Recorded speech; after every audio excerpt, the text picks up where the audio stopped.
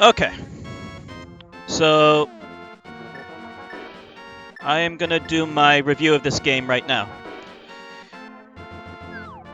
So, to start with, I think I should go over some of the things that I go over the negatives of the game first before we get to all the positives. But to start off with, I just want to say that this game is fantastic. I love it.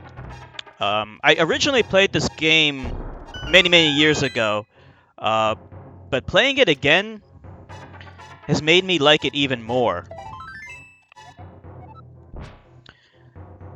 I don't know exactly what it is. I mean, maybe it's just the fact that playing it again and knowing a little bit more about how the game works and everything like that, and also playing it legitimately without using any save states and really experiencing the full challenge of this game is what helped me appreciate the game's quality.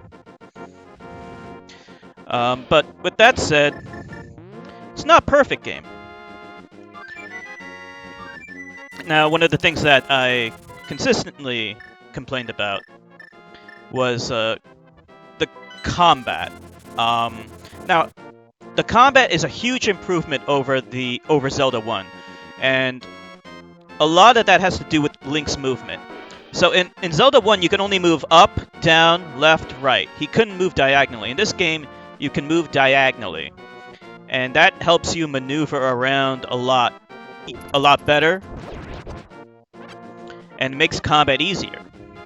He also has new moves like the charge attack using the Pegasus boots, and also you can do that circle attack like that, which is really cool.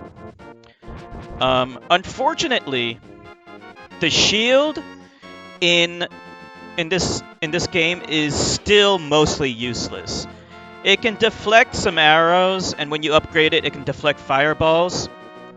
But let's be honest for a second. It's still useless for the most part. I rarely, it's rarely advantageous. This was fixed in some of the later games, especially the 3D games, because they actually deflect melee attacks. But even in some of the later top-down 2D Zelda games, they can deflect melee attacks like in Minish Cap. In this game, they don't do that. So the shield is, for the most part, not very useful. You're better off just avoiding attacks. Now, the other thing about the combat, like I said, when you get hit, enemies can clip into you just like that. And when they clip into you and they're right on top of you and you slash, you can't hit them usually. This makes combat unnecessarily frustrating. Now, an improvement over Zelda 1 is that he hits in kind of like an arc in front of him. In Zelda 1, he just did a thrusting attack directly in front of him, so you can only hit enemies directly in front of you. Whereas in this game, you can hit enemies kind of to the side too, so that helps a lot. But unfortunately, it's still kind of clunky and doesn't feel all that great. Here's a piece of a heart in here. So, yeah, that's a negative for me.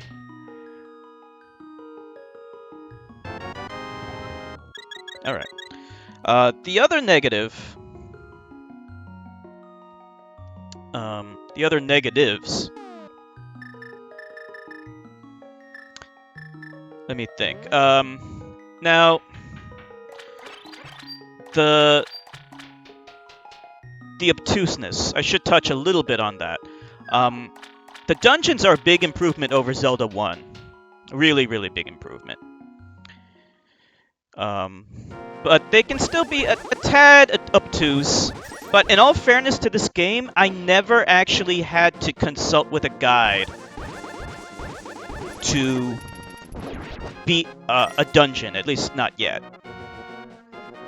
They can be long and convoluted, but it's, for the most part, beatable, right? However, this overworld is quite large.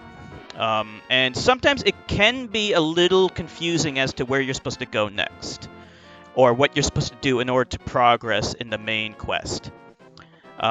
So there were times where I had to consult with videos on YouTube to figure out, okay, what do I need to do in order to go to the next place, or where do I need to go?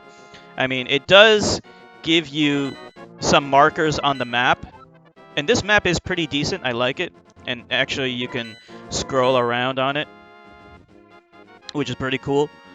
But yeah, like I did have to consult with a guide. This goes back to Nintendo's days of trying to sell Nintendo Power magazines and strategy guides. So, you know, you can get a feeling for some of that in this game. One of the other complaints I have is that even though this is an open world game, it is kind of linear, meaning that you do have to complete the dungeons in order, in a specific order. You can't do them out of order unless you exploit glitches, for the most part. And that's a shame, because it kind of gives you the illusion of non-linearity, when in fact there's a bit more linearity than is, you know, actually there.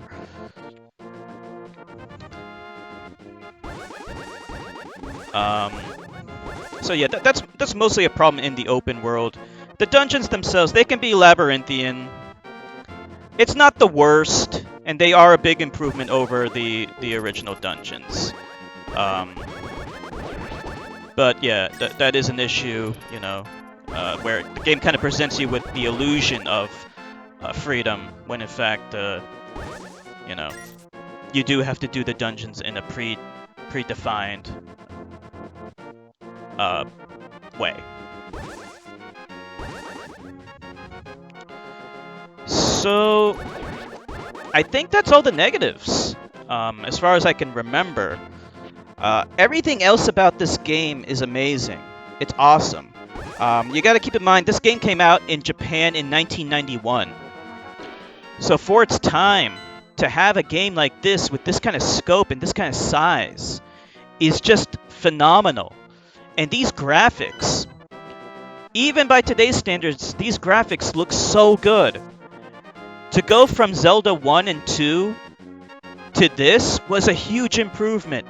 This game was such a huge improvement over Zelda 1 and 2. And it was a return to the style of Zelda 1, which some people, they didn't like Zelda 2 because it was side-scrolling.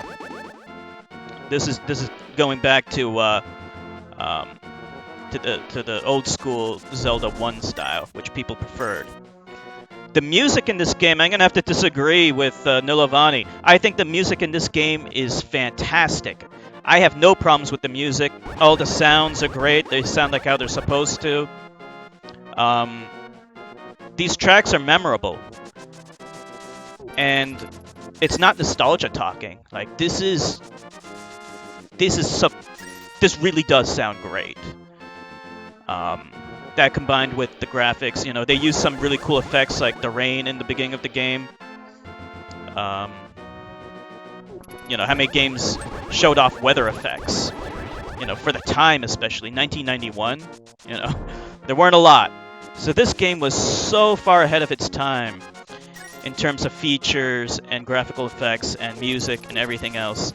And it had a persistent impact on video games ever since, you know. This game has routinely been at the top of greatest games of all time lists, and for good reason. Adventuring around in this big open area, like I said, even though that there is a linear progression in which order you have to do dungeons, you can do side quests and explore the world, and find heart pieces and all kinds of things, and that's fun. Don't forget the 3D Triforce in the beginning. Yeah, that was a cool effect as well. Just exploring this area, you know, you really do feel like how Miyamoto felt when he was a little kid. He said that what influenced him to make Zelda was him exploring caves and the wilderness around his house as a kid. You know, this was his childhood. This game was what he experienced as a child, and you know, just exploring the world and finding new things. is really cool. And seeing those effects, you know, when you figure something out on your own, that's so rewarding. It's so satisfying. I do want to talk about the difficulty. Um, I think it's well balanced. Like, some of those dungeons can be so tough. But no matter what, this game is a lot easier than Zelda 1. Zelda 1 was kind of fucking insane with its difficulty. Let's be honest. I didn't play much of Zelda 2, but from what I understand, that game is even more tough. This game strikes the right balance. It's easier than those two games, but it's far harder than any of the newer Zelda games. Like, what is it? Zelda, The Wind Waker. That game improved the combat, but combat in that game was fucking easy. Like, everything in that game was so easy. I don't think I died once in that game. In this game, you're gonna die a lot. But I think it's balanced. I really do think it's balanced. It's gonna be frustrating at times, but I think, like, if you persevere, anyone can beat it. What makes the difficulty more balanced is the fact that you can have upgrades. You can upgrade your sword. You can upgrade your armor. You took a lot of damage before, but once you get your blue tunic, then you take less damage. You can carry 4 bottles and fill them up with potions and fairies and things like that. So all that stuff combined, including the improvements to combat, so you can slash and you can charge and stuff like that, and also these medallions help a lot too. All that combined helps balance out the difficulties so that it's challenging, but it's the right balance of challenge, and that's not easy to pull off. You know, it's very difficult, no pun intended, to make a challenging game that isn't too frustrating, while, you know, not being too easy. So that's basically it. I think it's a amazing game. I don't think it's the best game in the Zelda series. I do prefer Ocarina of Time. And I don't know if it's necessarily the best 2D Zelda game, because Minish Cap made a lot of improvements as well, and I think that's a really good game too. I don't know if this is better than that game or not. I mean, both of them are phenomenal. You know, it might just come down to personal preference at that point, but certainly it's a really good game, and whenever it makes the top of, like, a greatest games of all times list, I don't begrudge anyone for putting it at the top of their list at all. I totally understand, because it is a great, amazing game, especially for the time. You know, we expect games to improve as time goes on, but this game came out in 1991, when a lot of games were still linear and didn't have any exploration in their games at all. So this really was a cut above the rest. And that's it. Alright,